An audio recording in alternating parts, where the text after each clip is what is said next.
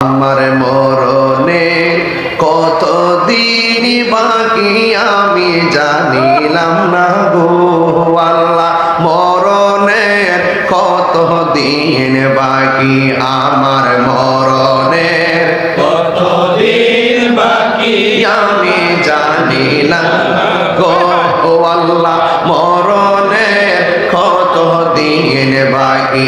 আর আজরাইলা শিয়া যখন হস্তে দিবা দড়ি, আজরাইলা শিয়া যখন হস্তে দিবা দড়ি, তখন আমার মনা ভাই করবা লুকালুকি আমি জানিলাম না গো আল্লাহ, মরণের কতদিন বাকি, আমার মরণের কতদিন বাকি আমি জানিলাম না গো আল্লাহ, মরণের কতদিন বাকি।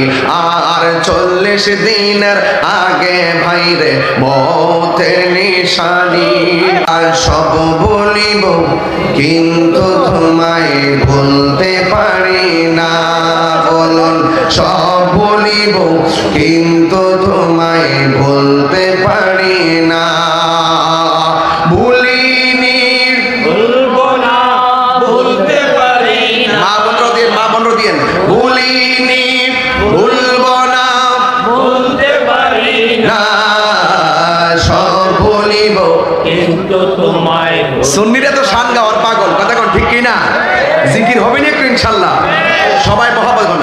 সব ভুলিব কিন্তু তোমায় ভুলতে পারি না, বলুন সোনার মদিনা আমার প্রাণের মদিনা, সোনার মদিনা আমার প্রাণের, মদিনা, সব ভুলিব কিন্তু তোমায় ভুলতে পারি না, বলুন সব ভুলিব কিন্তু তোমায় ভুলতে পারি না। আর সে মুআল্লার চেয়ে দামি তুমি হও, খোদার সৃষ্টিতে তুমি শ্রেষ্ঠ ভূমি হও, আর সে মুআল্লার চেয়ে দামি তুমি হও, খোদার সৃষ্টিতে তুমি শ্রেষ্ঠ ভূমি হও।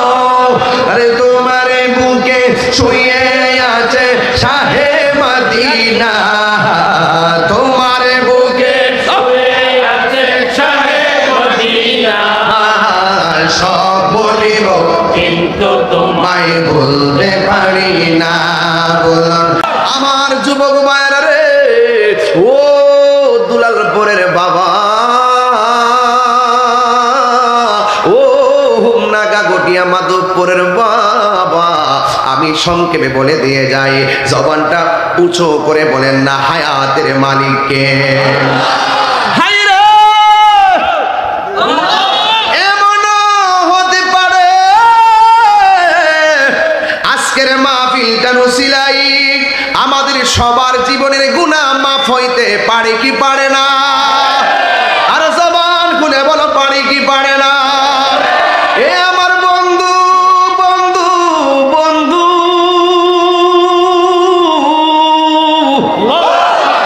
সর্বশেষ যেই মানুষটা জাহান্নাম থেকে বের হয়ে জান্নাতে যাবে, ওই মানুষটা জান্নাত আর জাহান্নামের মাঝখানে দাঁড়ায়া থাকবো। সুবহানাল্লাহ, হোমনাতে এই ওয়াজ আমি জীবনে করি আজকে প্রথম। মারহাবা বলো, আর জোরে কোনা মারহাবা। জান্নাত এবং জাহান্নামের মাঝখানে এমন একটা লোক দাঁড়ায়া থাকবে, যেই লোকটা সবার পরে জান্নাতে ঢুকবে। আল্লাহরে ডাক দিয়া বলবে, আল্লাহ এমন একটা জায়গায় তুমি আমাকে দাঁড় করাইছো, যে জায়গার ভিতরে জাহান্নামের হাওয়া এসে আমার গালের মধ্যে লাগতেছে, এমন একটা জায়গায় তুমি আমার দাঁড় করাইছো, জাহান্নামের আগুন কত ভয়ঙ্কর, দুনিয়ার আগুন যত গরম, জাহান্নামের হাওয়া তার চাইতে 70 গুণ গরম। কেমনে থাকবেন? শীতের দিনে মাথা রৌদ্র লাগতেছে।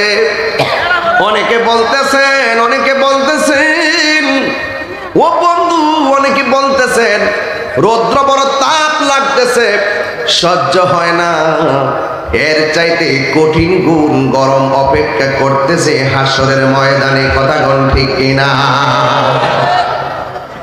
ওই বান্দা ডাক দিয়া বলবে, আল্লাহ আমার সহ্য হয় না, আমি এখানে দাঁড়াইছি, পিছন দিক দিয়ে আগুন, ডানে আগুন বামে আগুনের তাপ আমার গায়ে লাগতেছে। যদিও শরীরে জাহান্নামের আগুনের তাপ লাগতেছে, আমার চোখটা জান্নাতের দরজা বরাবর পড়ে আছে।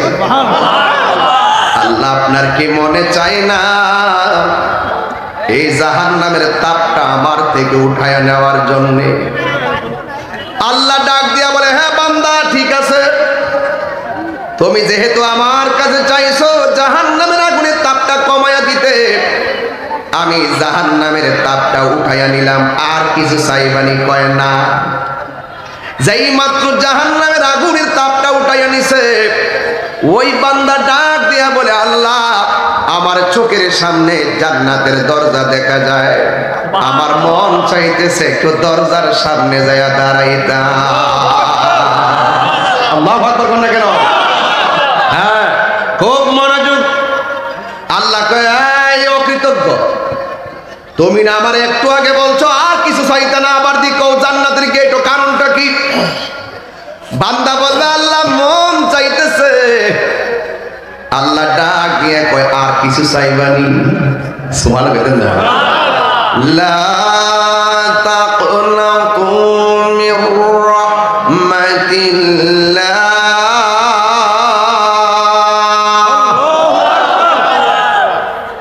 লা তাকনাতু মির রাহমাতিল্লাহ,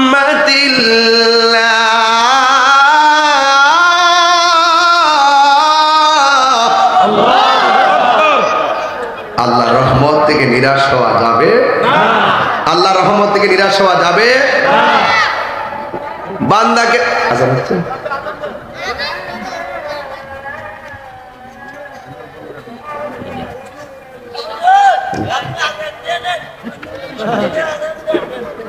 মারহাবা কর। বাজান আজান হয়েছে, আরো 15 মিনিট পরে না জামাতটা, তাইলে আপনি একটু অপেক্ষা করেন, আমরা ঠিক মতো মাইকটা ছাড়বো, একটু হিসাব মিলিয়ে ছাড়বো। মারহাবা কর। এতগুলো লোক দেখে কি হুট করে মাইক ছেড়ে দেওয়া যায়? আর এত করে আপনারা কষ্ট করে বসে আসছেন, আমি তো আপনাদেরকে ধন্যবাদ জানাই। তবে একটি কথা বলবো, যে ওয়াজটা ধরেছি ফিনিশিং দিয়ে যাবেন, আল্লাহ যেন কবুল করে, আমিন কর। আরো বলবেন আমিন। বাবা, মাদ্রাসা তো, আপনাদের কাছে মাদ্রাসার কিছু ছাত্র আসবে, হ্যাঁ, বাকি না নগদ তোলেন, হ্যাঁ, ছাইরা দেন, কিছু ছাত্র ছেড়ে দেন, যেন সবাই যেন 10 টাকা 20 টাকা 100 টাকা করে শরিক হয়ে যায়, জান, নগদ দিয়ে দেন, বাকি দরকার নাই। বাকিটা একদিন রাত্রে আসলে করবো, আজকে না। মা ছাত্ররা একটু যান, চুপি চুপি যান, সবাই না, একটু অল্প অল্প যান। আর আপনারা একটু আওয়াজ করে আমার সাথে সাথে নবীর মহব্বতের শানটা বলবেন, পারবেন ইনশাআল্লাহ? যারা বুঝবেন এই গজলের ভিতরে আধা ঘন্টার ওয়াজ বুঝবেন, সময় যেহেতু অল্প, আমি সময় ভেদে কথা বলি।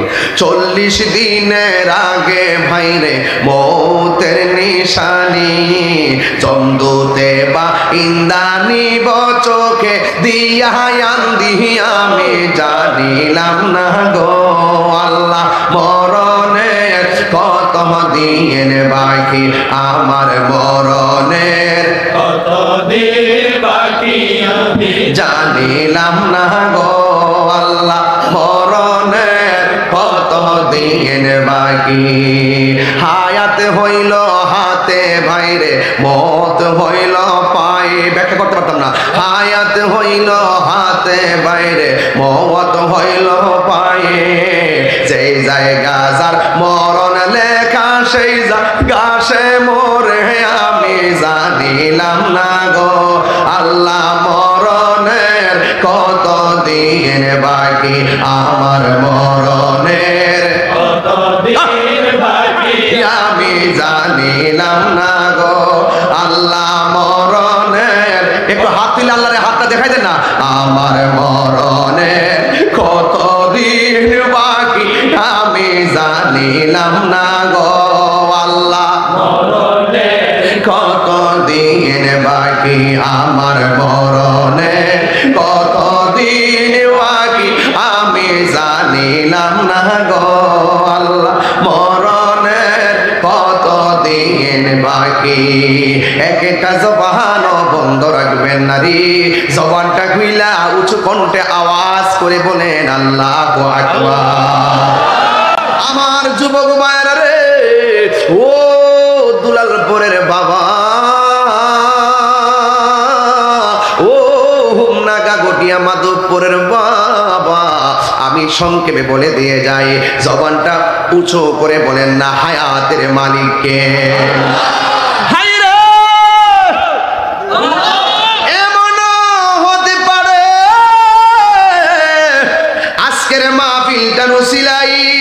আমাদের সবার জীবনের গুনাহ মাফ হইতে পারে কি পারে না আর জবান খুলে বলো পারে কি পারে না এ আমার বন্ধু বন্ধু বন্ধু